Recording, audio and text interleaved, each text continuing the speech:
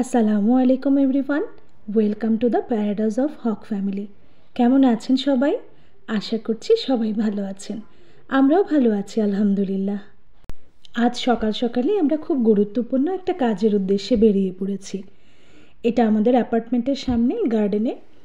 ওই যে বলেছিলাম বাচ্চাদের খেলার জায়গা আছে, বাচ্চারা তো নেমেই এই জায়গায় দৌড়ে চলে এসছে। তাই ভাবলাম কিছুক্ষণ ওরা না হয় একটু এনজয় করে নে, তারপরে আমরা আমাদের কাজের উদ্দেশ্যে যাব। যদিও আমরা ওয়েট করছিলাম একটা ভাইয়া গাড়ি নিয়ে আমাদেরকে নিতে আসবেন। ওই যে দেখুন না আমাদের বিল্ডিংটা দেখা যাচ্ছে, এই জায়গাটায় না খুব ভালো লাগে আসলে। বাচ্চাদের একটু খেলতে দিয়ে আমরাও একটু বসে থাকি, বেশ নিরিবিলি একটা জায়গা। আজকে আমরা যাচ্ছি বাস কাট করার জন্য। গত দিনটা তো দুই পায়ের উপর ভরসা করে আশেপাশের কিছু জায়গায় হেঁটে গিয়ে কেনাকাটা করে এনেছিলাম, কিন্তু এখানে দূরের যে জায়গাগুলোতে যাব সেখানকার জন্য আমাদের বাস কার্ড দরকার। এই যে দেখুন চলে এসেছি বাস অফিসে, আর আমাদেরকে গাড়ি করে নিয়ে এসছেন অপু ভাই। অপু ভাইয়া এবং ভাবিকে দুজনকেই এই ব্লগের মাধ্যমে ধন্যবাদ জানাচ্ছি। আপনারা গতকাল থেকে বেশ কষ্ট করেছেন আমাদের জন্য। বাস অফিসে এসেই প্রথমে একটা টোকেন নিয়ে নিলাম, এরপরে আমরা ওয়েট করছিলাম আমাদের কার্ড করার জন্য। আর এই ভিডিওটা কিন্তু করেছেন আমাদের হক ফ্যামিলির কর্তা সাহেব। তিনি যে ভিডিও করাতে কতটা আনাড়ি, ভিডিওটা দেখেই নিশ্চয়ই বুঝতে পারছেন। আমরা আমাদের আরপি কার্ডগুলো দিয়ে বাস কার্ড করে নিয়েছি, আর বাস কার্ড করা হয়েছে দুটি। একটা আমাদের হক ফ্যামিলির কর্তা সাহেবের, আরেকটি হচ্ছে আমার বড় মেয়ের জন্য, যেহেতু সে স্কুলে যাবে। আর আমার কিন্তু কোনো বাস কার্ড লাগছে না, যেহেতু আমার সাথে একটা 7 বছরের নিচের বেবি আছে। আর লাপসি বা বেবি থাকলে তার সাথে যিনি বাইরে বের হবেন বা বাসে উঠবেন তার কোনো বাস কার্ড লাগবে না। যাক, আমাদের বাস কার্ডটা করা হয়ে গেল। এখন আগামী 1 মাসের জন্য আমরা নিশ্চিন্ত।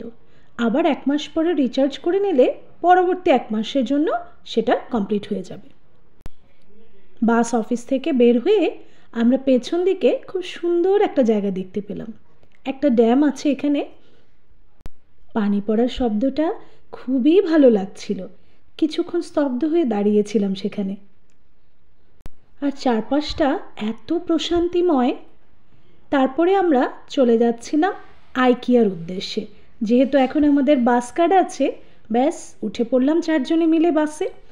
বাসের পরিবেশটা দেখুন, সিটগুলো নিট অ্যান্ড ক্লিন, আর কোনো ভিড়ভাট্টাও নেই। চলে আসলাম আমাদের গন্তব্য আইকিয়াতে। গতদিনের ব্লগে তো দেখেছেন আপনারা, আমরা আমাদের রেন্টেড অ্যাপার্টমেন্টে এসে উঠেছি। আর আমাদের অ্যাপার্টমেন্টটা যেহেতু আনফার্নিশড ছিল, তাই আমাদের কিছু জিনিসপত্র কেনাকাটার ছিল। গতকাল রাতটা অ্যাপার্টমেন্টে থাকার মতো ব্যবস্থা করে দিয়েছিলেন শাফিন ভাই আর ভাবি। আপনাদের দুজনকেও অনেক ধন্যবাদ। ভাইয়া এবং ভাবি অবশ্য এয়ারপোর্ট থেকেই আমাদেরকে তাদের বাড়িতে আমন্ত্রণ জানিয়েছিলেন সেই রাতটা থাকার জন্য। তবে আমরা অবশ্য এই এতগুলো লাগেজপত্র নিয়ে তাদের বাড়িতে গিয়ে শুধু শুধু তাদের কষ্টটা বাড়াতে চাইনি। এমনিতেই আপনারা আমাদের জন্য অনেক কষ্ট করেছেন, আপনাদেরকে আসলে ধন্যবাদ দিয়েও শেষ করা যাবে না। চলে এসেছি আমরা আইকিয়ার ভেতরটাতে। কি সুন্দর করে দেখুন, লিভিং রুম, বেডরুমের আইডিয়া নেওয়ার জন্য ছোট ছোট সেট আপ সাজিয়ে রাখা হয়েছে। সত্যি বলতে তখন বেশ নস্টালজিক হয়ে ফিরে গিয়েছিলাম 2008 সালে।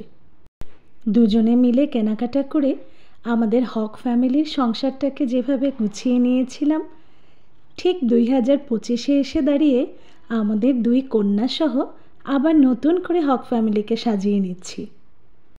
টুকিটাকি কত কিছু যে প্রয়োজন একটা সংসারে, আপনারাই বলুন তো।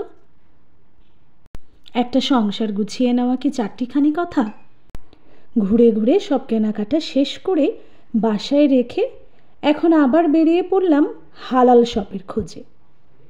গতদিন তো বাড়ির পাশ থেকে শুকনো খাবার দাবার সব বাজার করে নিয়েছিলাম, মাছ মাংসেরও তো দরকার, সেটার খোঁজেই চলে গিয়েছিলাম একটা হালাল শপে। এই শপটা আমাদের বাসা থেকে বেশ খানিকটা দূরেই ছিল। বাসে করে আসাতে খুব একটা টের পাইনি। বাসে উঠলে তো আশেপাশে প্রকৃতি দেখতে দেখতেই সময়টা চলে যায়। এই শপটা কিন্তু আমাদের এক বাংলাদেশি ভাইয়ের। প্রথমে এসে দেখে নিচ্ছিলাম কী কী পাওয়া যায় এখানে। সব ধরনের মশলা থেকে শুরু করে বাঙালি সব খাবারের আইটেমই ছিল ওখানে। মাছ আর হালাল মাংস কিনে বাসার উদ্দেশ্যে রওনা দিলাম। বাসায় ফেরার পর কার সাথে দেখা হয়ে গেল দেখুন। ফিনল্যান্ডে আমাদের প্রথম বৃষ্টির সাথে দেখা। বাসায় এসে পৌঁছানোর পরপরই দেখুন ঝুমঝুম করে বৃষ্টি নেমে গেছে। ভাগ্য ভালো যে রাস্তায় থাকতে নামেনি।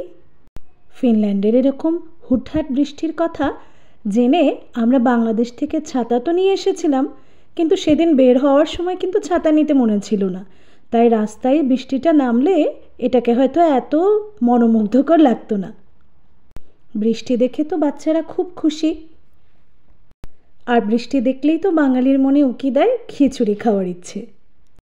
যেহেতু আমাদের বাড়িঘর গোছানোর একটা ব্যস্ততা ছিল, তাই খুব তাড়াহুড়ো করেই হাতে মেখে বসিয়ে দিয়েছিলাম খিচুড়ি আর তার সাথে ঝাল ঝাল চিকেন ভুনা। আর সাথে তো একটু শসা টমেটোর সালাদ আর লেবু থাকতেই হবে। তবে এখানকার লেবুটা না আমাদের দেশের লেবুর মতো স্বাদ না, কেমন একটা টক কমলার মতো স্বাদ। আমাদের ব্যালকনি থেকে বৃষ্টি পড়াটা দেখতে যা ভালো লাগছিল, দুপুরে খাওয়া দাওয়াটা শেষ করে এখানে এসে কিছুক্ষণ দাঁড়িয়েছিলাম। চারপাশে শুধু সবুজ আর সবুজ গাছ, চোখে যেন এক অন্যরকম শান্তি লাগে। আজ তাহলে এখানেই শেষ করি। সবাই ভালো থাকবেন, সুস্থ থাকবেন। ধন্যবাদ সবাইকে।